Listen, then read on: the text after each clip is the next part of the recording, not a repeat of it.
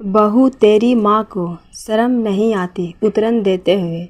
सपना जैसे ससुराल आई, अभी बेचारी बैठी भी नहीं थी कि सपना की सास बोली, क्या दे दिया तेरी माँ ने आज तुझे। सपना के हाथों में थैला देखकर सुनीता जी ने चश्मे के नीचे से झांकते हुए पूछ लिया।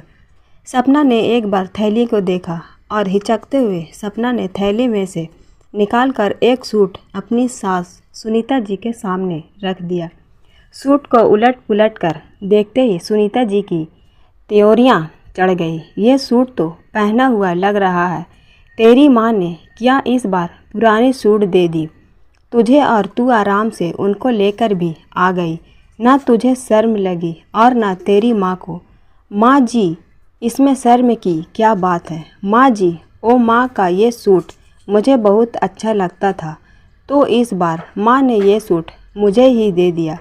अच्छा, तो अब इतने बुरे दिन आ गए हमारे जो अपनी मायके की उतरन पहनेगी तू। अरे तुझे तो अकल नहीं, लेकिन तेरी माँ को तो सोचना चाहिए था ना। बेटी को उतरन देने से पहले आज ये सूट दे दी, कल को तेरे बच्चों के लिए तेरे भतीजे के पुराने कपड़े भी दे देगी और तू आराम से ले आएगी कि तुझे बहुत पसंद थे।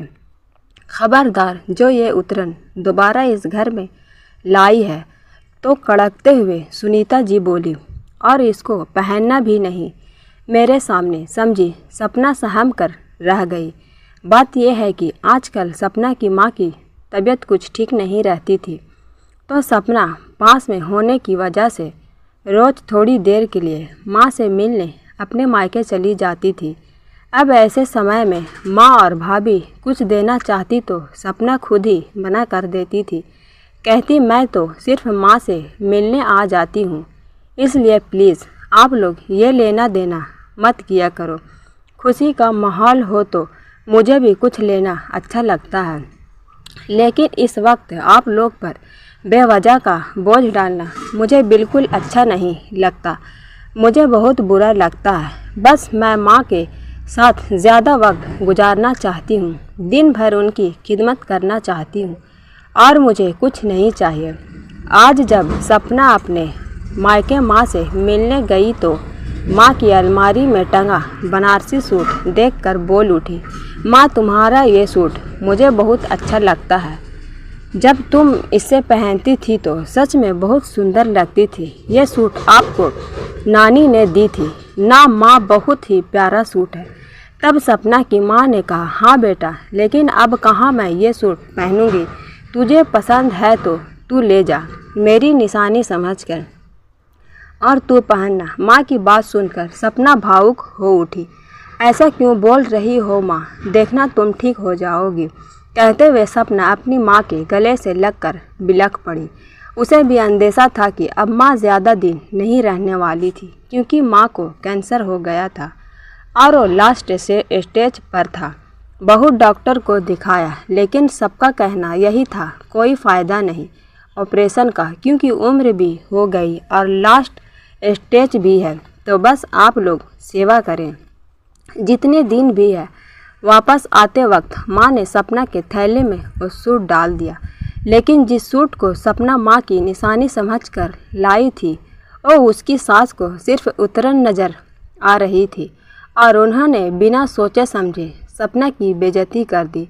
सपना का मन खिन्न हो गया। उसने ठान लिया था कि अब वो कभी अपनी माँ की कोई चीज़ लेकर नहीं आएगी।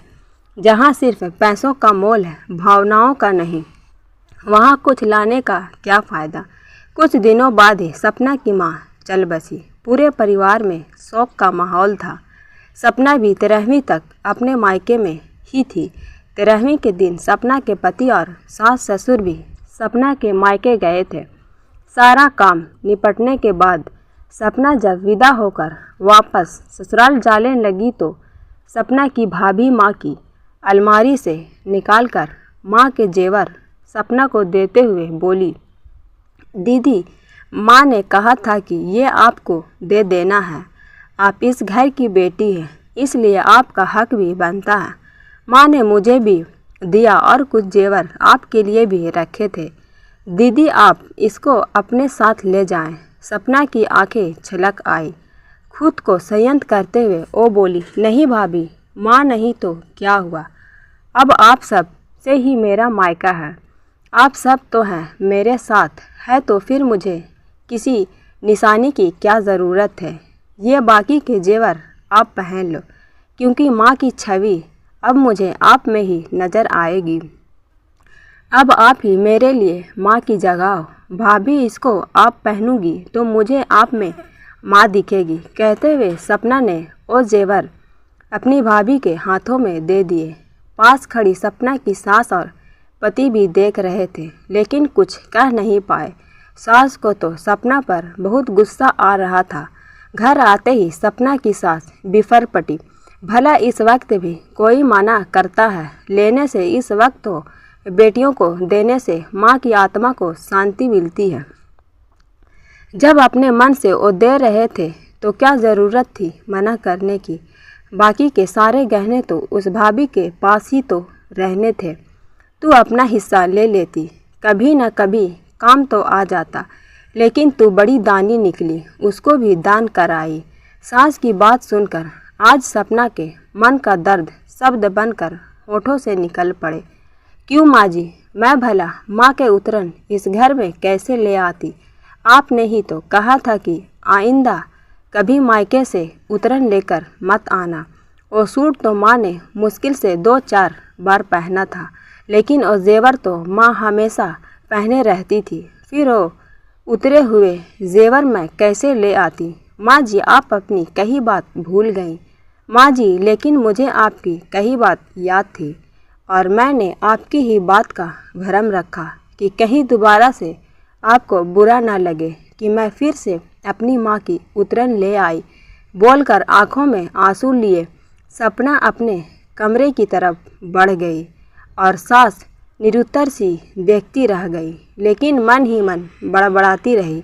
भला गहने भी कभी उतरन होते हैं? मुझे क्या खुद ही अपने पैरों पर कुल्हाड़ी मारे तो मारे। बेवकूफ़ कहीं की बड़ी दानी बनी, बाद में खुद पछताएगी जब भाई भाभी नहीं पूछेंगे। मुझे क्या? सपना की सास बड़बड़ाती रही, लेकिन सपना को अपने किए पर पछतावा नहीं था, बल्कि वो खुश थी, क्योंकि भाभी में भी उसको माँ की छवि ही दिखती थी।